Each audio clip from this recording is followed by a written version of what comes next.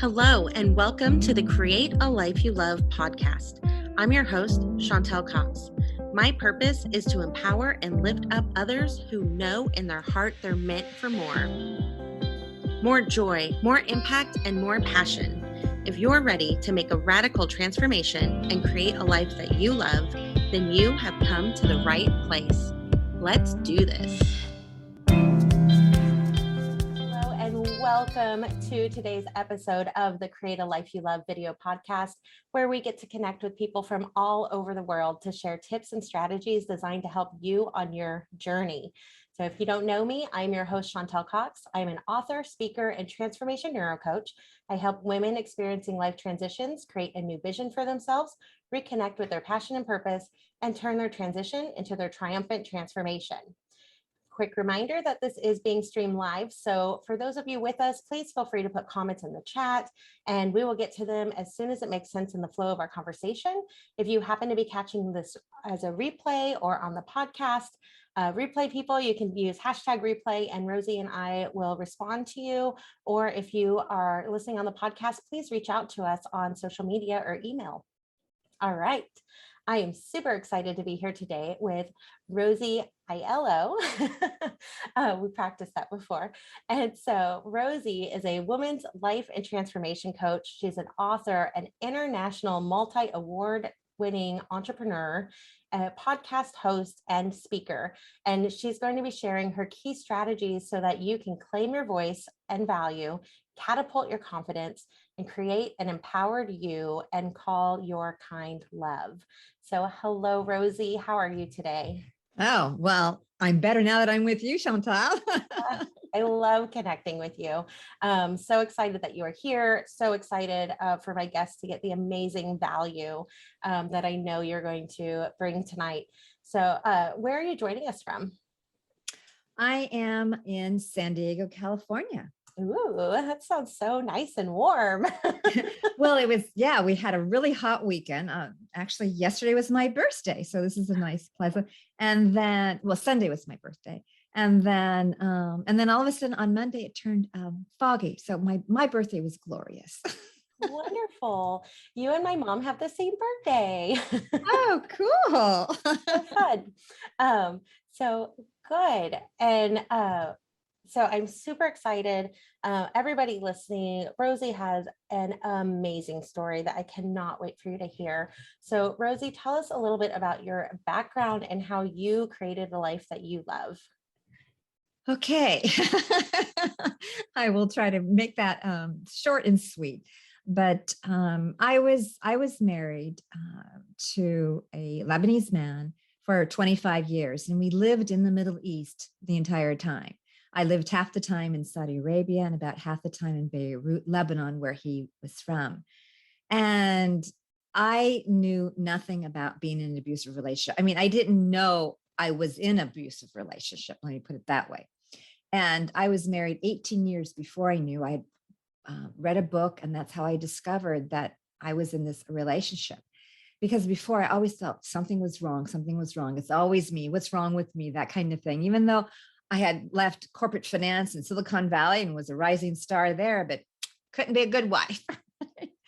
And then we had one daughter. And after I read the book, it's a book by Patricia Evans called The Verbally Abusive Relationship. That book really saved my life. And so it depends where people are in their journey. That's a really good book to get. And then one day, my daughter was a junior, fast forward here, a junior at the American University of Beirut in Lebanon. And she just said, "Mom, you've got to get me away from my abusive father." And so within 4 months, I planned the escape of our lives. And I will never forget the day that the taxi came up. My daughter slipped in the back seat behind the taxi driver. I sat next to her, and my husband was in front. So all three of us were going to the United States, but I knew only one was coming back.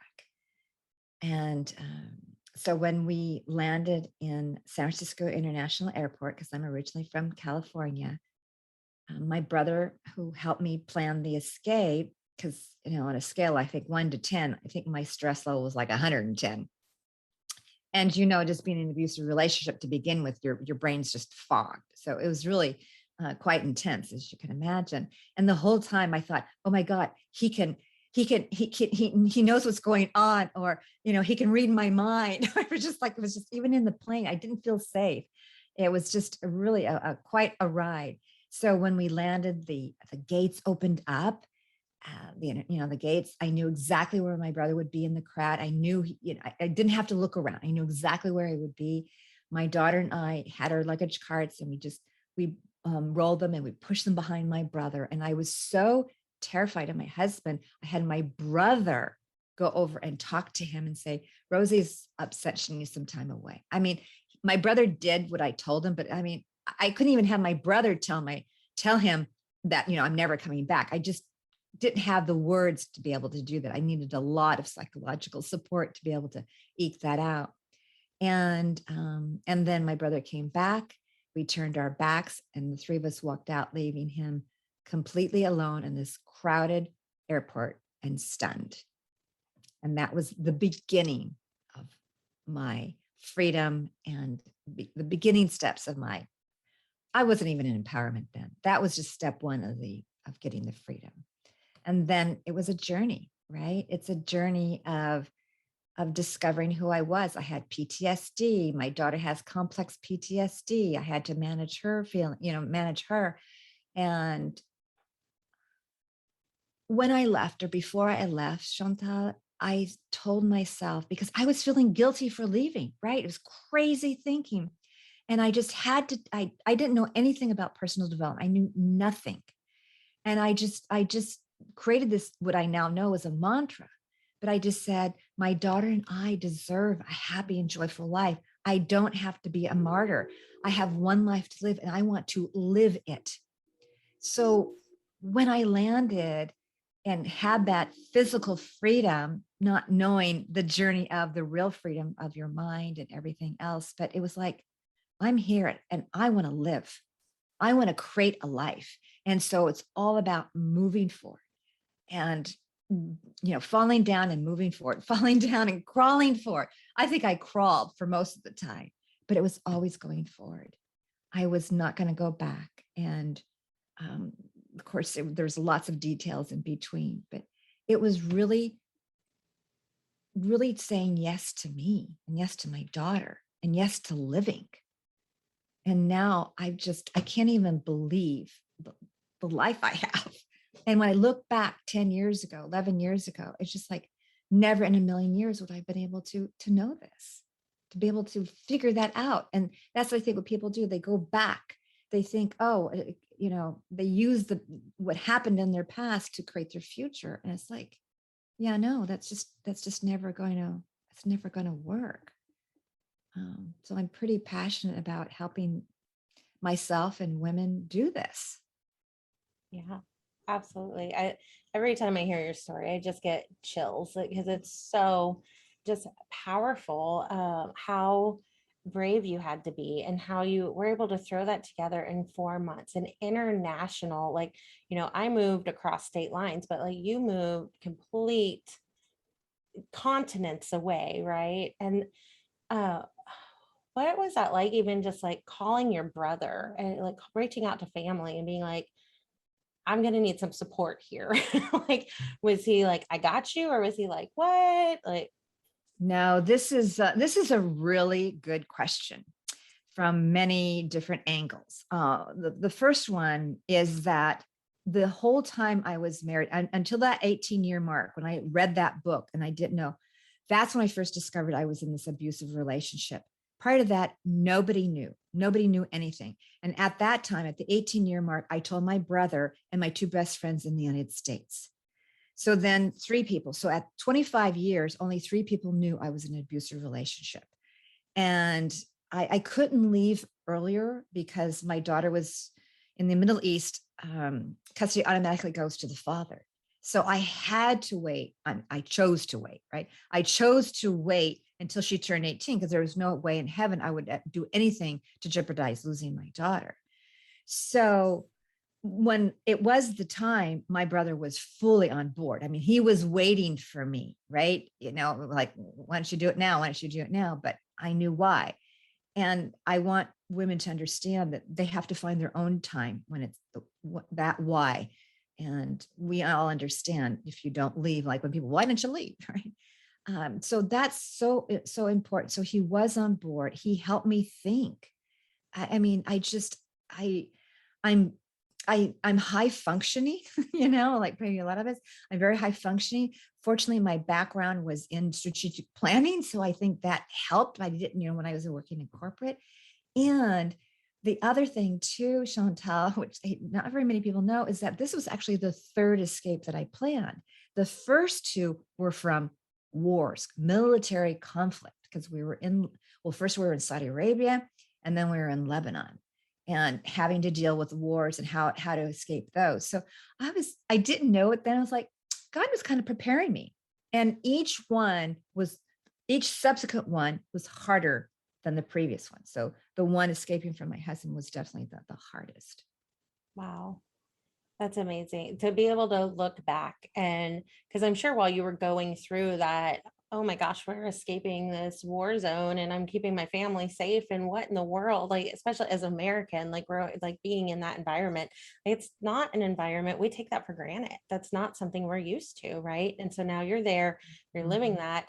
And you're probably like, why am I having to go through this? But looking back, hindsight's 2020. And you're Yeah. like, there was Yeah. a reason he was Yeah. prepared. Yeah. Yeah. It was really quite remarkable. And I didn't realize that until, probably a couple of years, maybe 3 or 4 years back in the United States. I didn't put that together.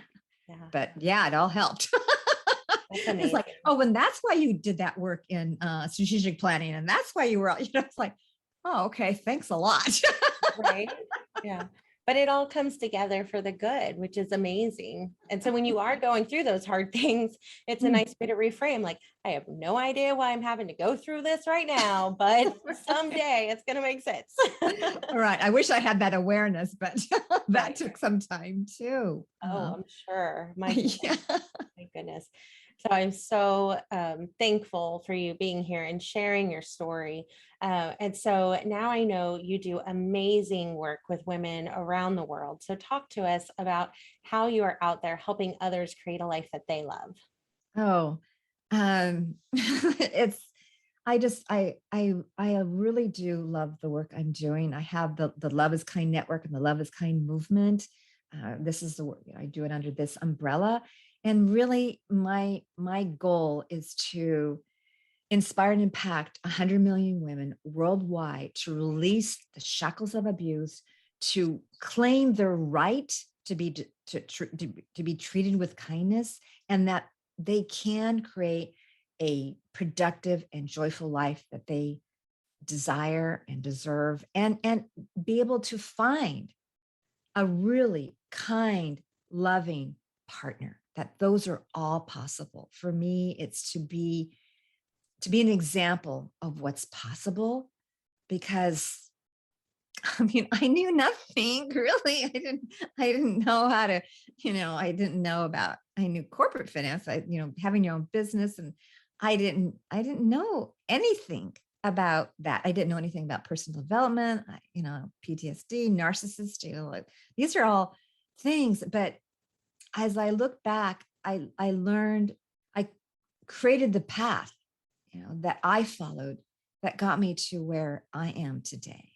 And that's what I teach everybody. And it's about, like the title is here, the new empowered you, right? It's like, create a new empowered you so that you can create the life you love, right?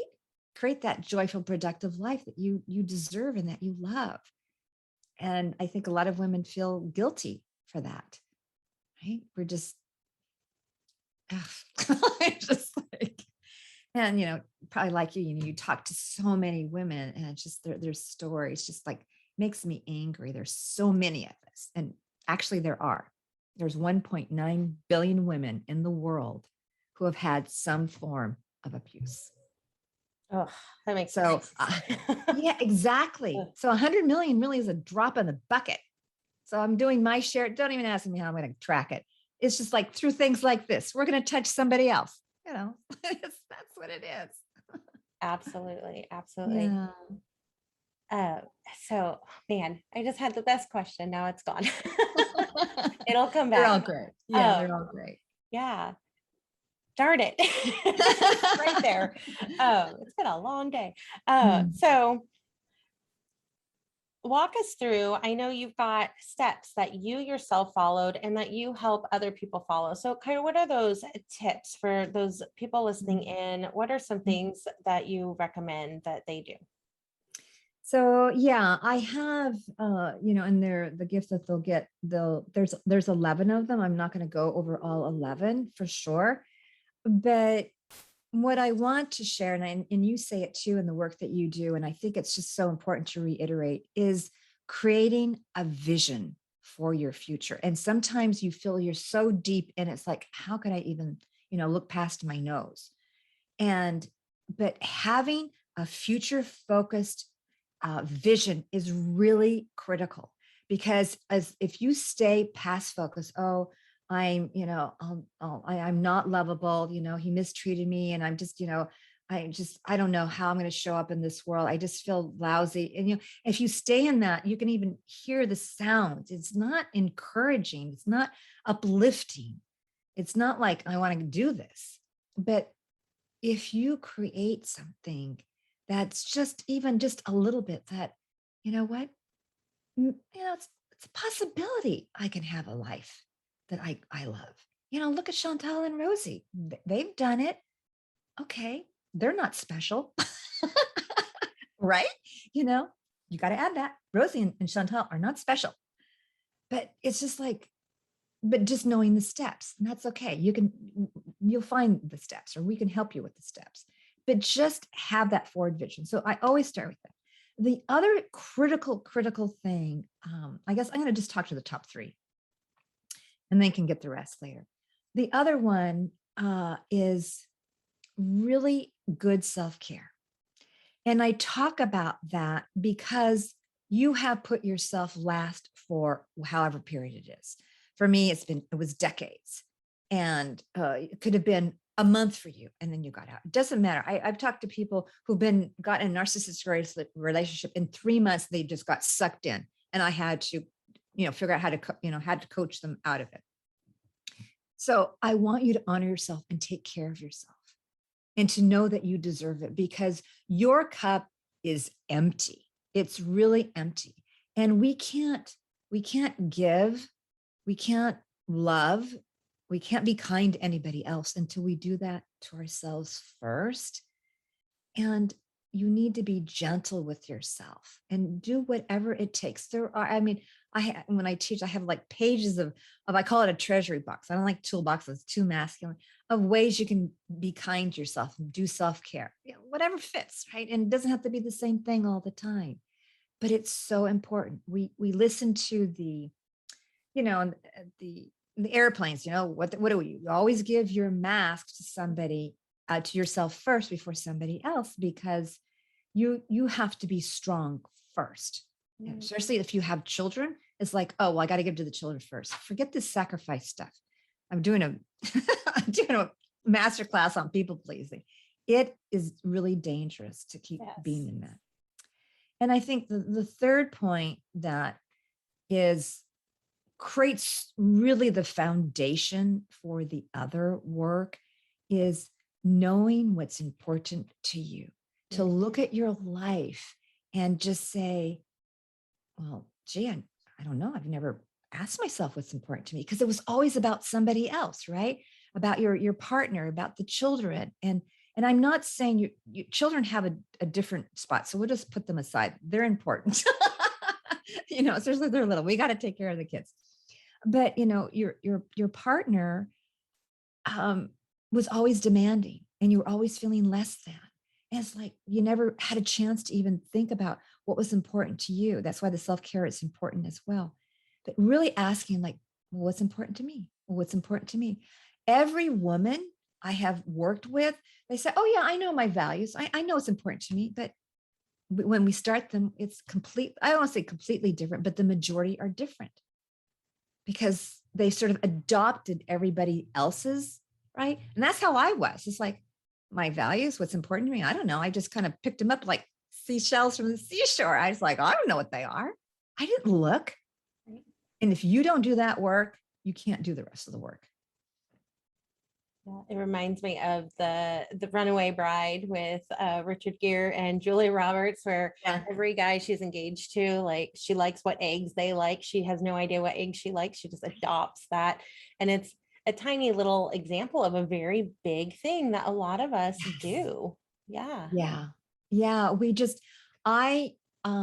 This all ties in, just about what the people pleasing thing, but just like how society worldwide, because I speak with women worldwide. So it doesn't matter, United States, Africa, you name it, Sweden, whatever. We're kind of groomed to please and to sacrifice. I want to break that spell because it's so damaging to us. We can't show up as our true selves. And if you can't show up as your true self, I didn't even know what that meant when I first arrived. Everyone said, oh, be your authentic self. I was like, what does that mean? I really don't. I was just like a blah. I didn't know anything about be your authentic self. But man, I was anything but my authentic self. I was anything but 100% me. And it's exhausting not to be your true self. When you figure that out, it's like, I'm never going back to that. And you can feel empowered and be with the kind love of your life. I always say kind love of your life, because you know who you are, they know who you are, and it's easy. It's easy to be you. Absolutely. Yeah. Yeah. Oh, I would love to. I did remember my question and I'll get back there. But speaking of what you just mentioned, I know you like to end all of your podcasts with what does love is kind mean to you? So now you're guesting on my podcast, and I would love to hear your answer to that. Oh, to what does love is kind mean to me? Yes. Oh, okay. Yeah, sure. So love is kind. The true phrase is, the full thing is love is kind, not terrorizing. This is the full thing, is because to me, being in a abusive relationship is really being terrorized. I lived under political terrorism, so I know what that is, and I know what it is in the personal life. But love is kind. It's not hurtful. It's helpful. It's not diminishing. It's uplifting. Love is kind is always bringing you to a higher level. And that's what love is kind is always to me, is being able to be 100% you. And the more you're you, the more you can be kind to yourself and to others and to receive kindness. I love that. So not just that somebody is treating you in a kind way, but you're treating yourself kindly, and you are receiving kindness from others. Yes. 100%. I'm all about, like random acts of kindness, but it's like World Kindness Day was just the other day. Right. And my thing is like, you got to be kind to yourself first. Mm-hmm. And it's not selfish. We got to get over. It's not selfish. It's filling that cup that's empty. We have to have the cup overflowing. To have the cup overflowing, we need to keep pouring, keep adding to it. Absolutely. I do know, I think as a whole, we are getting better at understanding that, self-care isn't always just mani-pedis, massages, and bubble baths, right? Can you maybe share one or two things from your treasure box if people are looking for an idea? Oh, sure. You can. A really helpful one for me, I still do it in different ways, is some kind of journaling. Some kind of journaling. I think getting out and the meditation. I want to address meditation because some people have this like it has to be a certain way.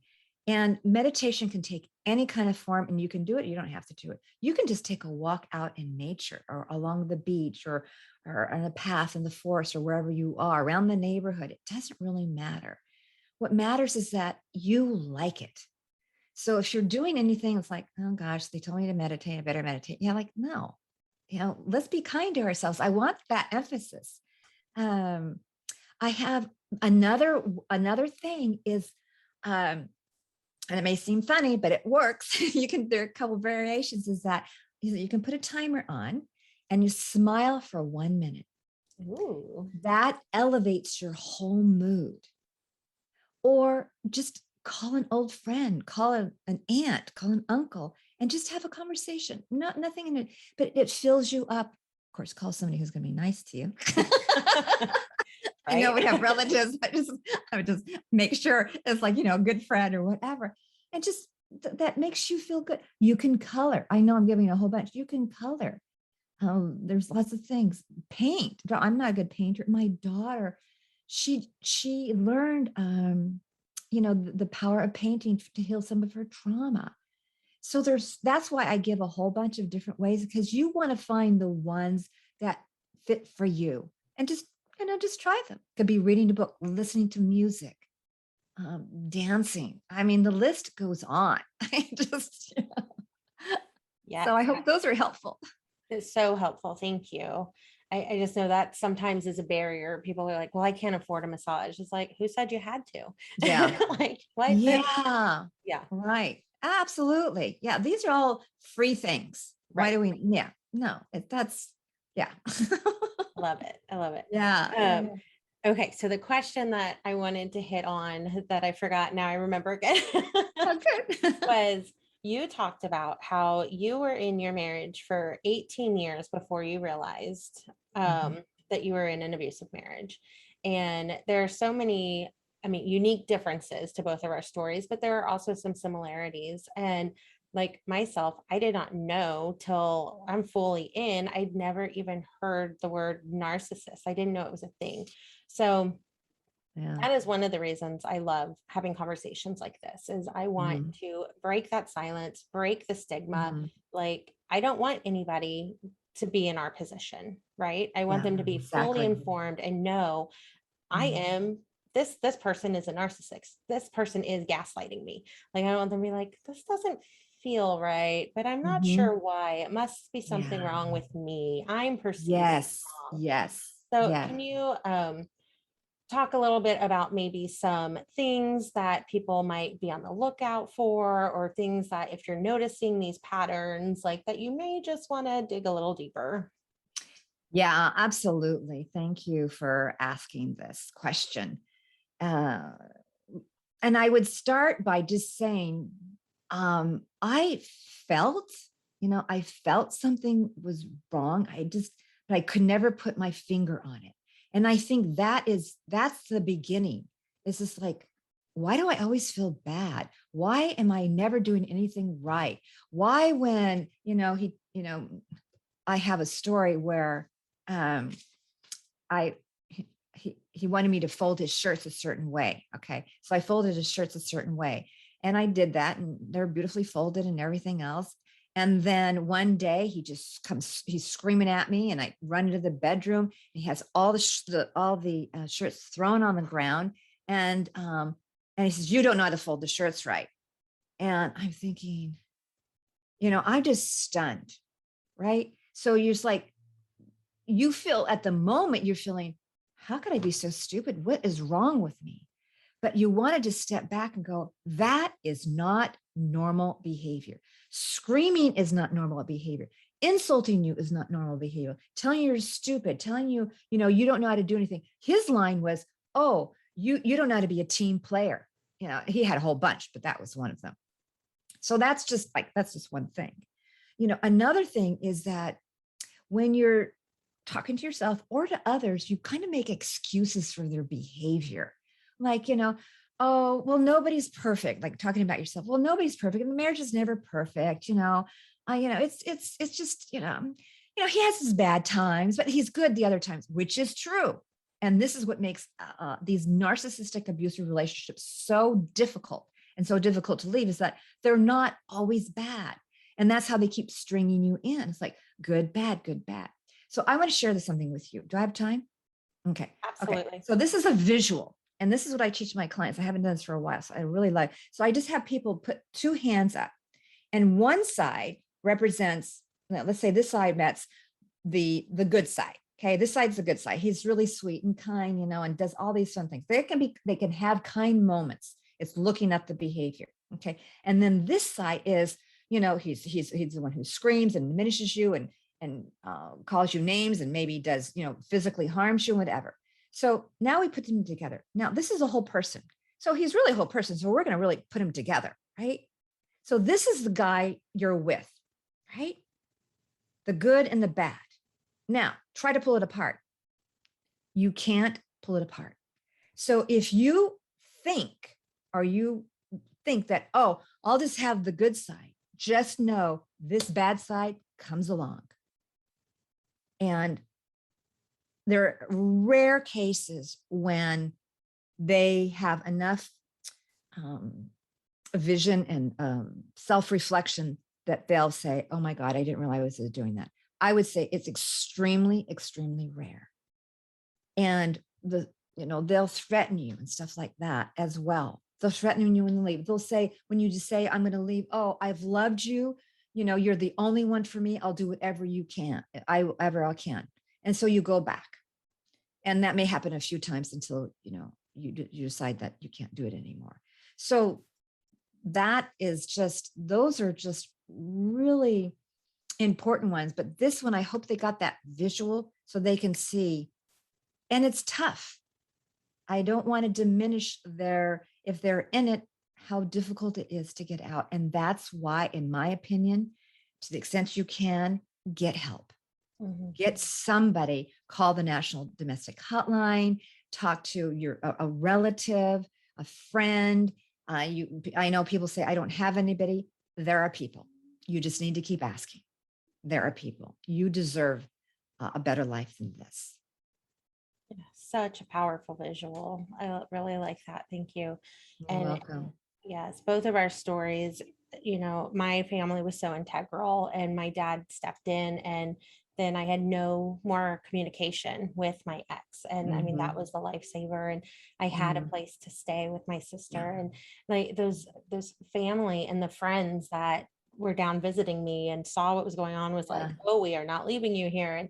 And brought me back to the state that I had, was from. It took a village for me to get out and stay out. So yes, connect with someone, even if you don't have the family support system that Rosie and I are blessed enough to have. Call those hotlines, because there are organizations and just a million people out there with hearts that are wanting to help you. And many people doing that work are like Rosie and I, we've been through it. And that's why we feel called to help others with it. Yes. Yeah, absolutely. I mean, I was just talking to a woman earlier this week and she says, yeah, I've called this. And I go, have you called that? No. So just call once you find it. Just call. Just know there are. Just keep Googling and calling and everything else. There's help, 100%. Which I didn't have. I didn't have any support systems. So that made it really difficult to not have any support systems all that time. Right. In that culture that you were immersed in. There is. And I was separated from my family, right? I was separated from my family. I had friends there, but I was too embarrassed. I was too ashamed. This is a big one too, to tell anybody. That's another one. If you feel shame, that's a big red flag. So, and then talk a little bit about, so when you did come back home, did you have shame there? Like that your marriage hadn't worked out and you're back home or anything like that? Or that, I don't want to put words in your mouth. So when I first arrived, after I arrived, it was just, I lived with my brother for the first few months. And, remember, this was an escape. So hardly anybody knew, right? So literally 5 people knew. Only 5 people knew of the escape. So when it happened, of course, then the whole world blew up, right? And his side of the family just, of course, I don't know, God knows what he probably said. Oh, she kidnapped my daughter. And to this day, he still believes that, even though she was almost 21. Oh, wow. And so, but my family instantly, when I say my family, my whole extended family, all my friends, they instantly supported me. And the questions that I got that were really tough were, it was either when they kind of found out what was going on, it was like, oh my God. And then it's like, well, why did you stay so long? And I just realized that's just ignorance. So just kind of like you hear that, just like they're stupid. Just like they just don't know. I shouldn't say they're stupid, but they just didn't know. But it was a very hurtful thing. It's like, oh my God. But no, I don't, I don't know. I don't think I didn't feel shame then, but I just, because I knew it was all going to be coming out, right? It was all going to be coming out. And once you tell, the shame goes away. Right. That's why these stories are so important. So no, I wasn't ashamed. I wasn't verbally telling my story like I am now. That happened, several years later, because I wasn't healed enough to tell it without emotion. Right. Now I can, I tell it freely and lovingly and gladly. So it's a completely thing. And that's another thing. Don't make anybody share your story until you're ready. You don't ever have to share your story. But yeah, the shame just evaporated. And that's what holds us back. I feel like the shame almost killed me. It really, it's like, I'm not going to live. That was it. It was interesting. I didn't know this until later, but I thought so many times I go, I just can't survive this. But then I thought, well, I can't kill myself. My daughter will be alone with him. And then my daughter told me, this is after we arrived, she goes, yeah, I wanted to kill myself, but I thought, oh my God, then mom will be alone with Papa. I don't want that to happen. So we both, it looks like it's a kind of corrupt, warped view, but we kind of in a way saved each other. But it was just so many suicidal thoughts before, just so many. And then to realize how hard it is, I guess this is the thing, how hard it is to be in it, how hard it is to live it, how hard it is to really get your life back. But man, when you know how, and of course, mine was just stumbling along and crawling along, but like you and I have these methods, it's just like, that's freedom. That's living. That's creating a life you love. That's giving me goosebumps as I speak, because I could never imagine my life now. I mean, me, an international award-winning entrepreneur, a podcaster, speaker, and I'm with the love of my life. Is like, when I first arrived, I couldn't stand to hear a man's voice. I couldn't stand to see a man. I just didn't, me and man is like, no way. Right. And I still have a little bit of that, a little bit of, no strange man. If I see a man in a group, like even online and we're in a group, it's like, okay, I have a little, so I still feel it, but I am with the kindest man. It's like, holy schmoly guacamole. And that's possible, right? I want people, but it's not going to happen overnight. It happens for people in different ways. Take care of yourself first. That's all. Don't be in a rush. Right. That's my 2 cents. I love it. I love it. Yeah. Oh, so good. So I know everybody is definitely going to want to connect with you and listen to your podcast. And so where are all the places that they can connect with you? And they'll all be linked also, but yeah. So the first is my website, the Love is Kind Network, loveiskindnetwork.com. The podcast is vulnerable to valuable.com. So it's vulnerable-to-valuable.com, and it's TO, it's not the number. That's the podcast. And of course, you can also see it on the website. And I'm in social media. Just Google me. I'm in LinkedIn. I have the Love is Kind movement on the Facebook page. And I have the women's Love is Kind women's circle on a Facebook group. And I'm here you can use the contact page. I offer mini coaching sessions, complimentary mini coaching sessions. So I want you to take the step forward. What small step will you take forward? And you can do that. You can get connected with me with the gift too. Should I talk about that? Yes, please. Everyone, Rosie is so graciously offering this gift for any listener. So I'm going to let her explain it and it'll all be linked, but you definitely want to go check this out. Thank you. Yeah. So this is a guide to reclaim your voice, your value, your confidence and courage. And this is the path that I took or created or whatever the words are, but to create the life that I have now. And know it's a creation. Now, I talked about 3 of those elements. You'll read about the rest of those in that guidebook, and know that it's possible. And know that you'll stumble, and it's all okay. It's a normal process. Just be kind to yourself, because when you follow these steps, you will end up being a new you. You don't want to be the old you. It's like, oh, because a lot of times we'll say, oh, I lost myself. And that was like, yeah, I did. I got to get my old self back. It's like, yeah, no, you don't want to do that. Right? It's like, no, we got ourselves there, and we got ourselves here, and we can keep making ourselves better every single day. I mean, I know you too, Chantal. This is a life journey. I'm not done. I'm only 18. I feel like a teenager. Actually, Chantal, I just turned on Sunday. I turned 68. And I am so proud of the woman I've become and the woman I'm becoming. Oh, it's beautiful. I have a life now. Before, I was just kind of bobbing along. So if you want to create a life you love, if you want to be that new empowered you, then get that guide, because it's going to tell you step by step what you need to do. I love that you are putting all this out there. I so wish when I was going through everything that I had found a guide, like the guidebook, but then also like the guide, like somebody to come alongside me and be like, you're going to be okay.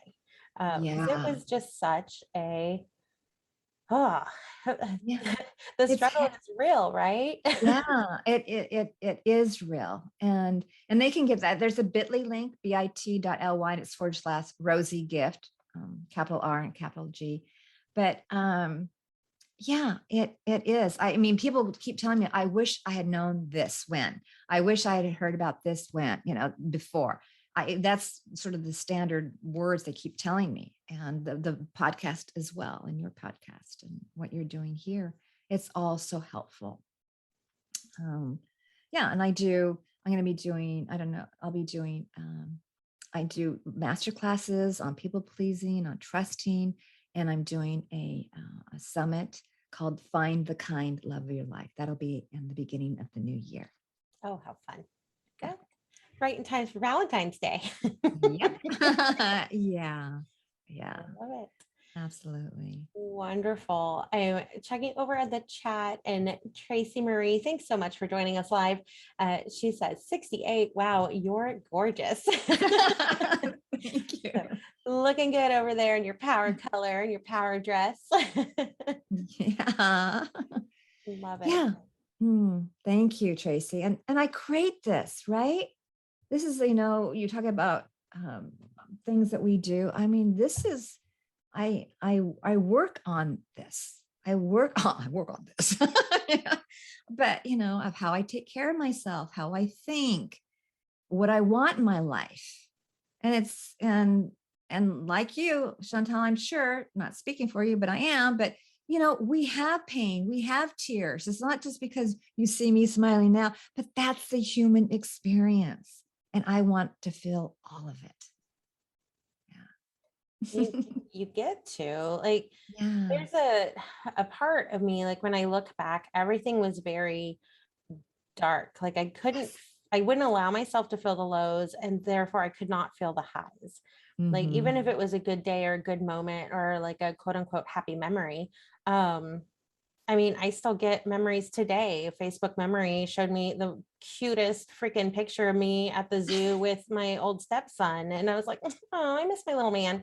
And that was a happy moment. And guess who was deployed? Like he was nowhere nearby, nowhere near Yeah. us. Yeah. But so now I can experience all the highs and lows. And because I know I'm not going to get judged for being low, get told like, all the things I should be thankful for that he's done for me or whatever. I don't know. There's just so much like twistedness that comes when you're in a relationship like that. And so Yes. when you are free from that, you get to have a true, healthy human experience. And that is a Yeah. beautiful thing. Yes, double that, triple that. Absolutely. I Yeah, love it's it. beautiful. Well, it is always such a pleasure to connect with you. And so Yeah. now everybody knows where they can connect with you. They can get your gift and go check out your podcast.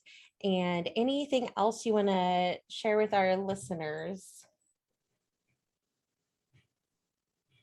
I'm just watching you. Oh, Yeah.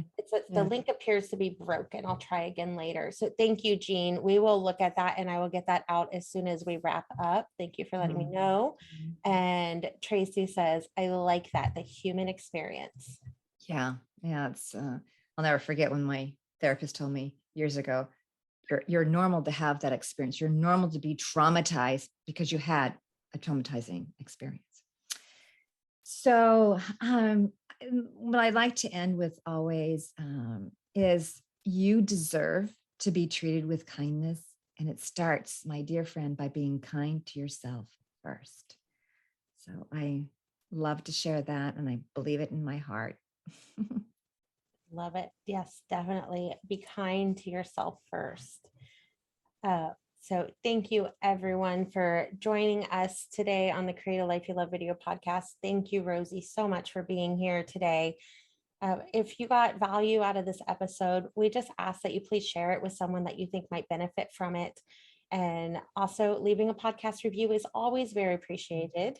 And so you can quickly and easily leave a review from any device by going to ratethispodcast.com/Khalil. That's CALYL for Create a Life You Love. And also go check out Rosie's podcast and be sure to leave a review for her as well.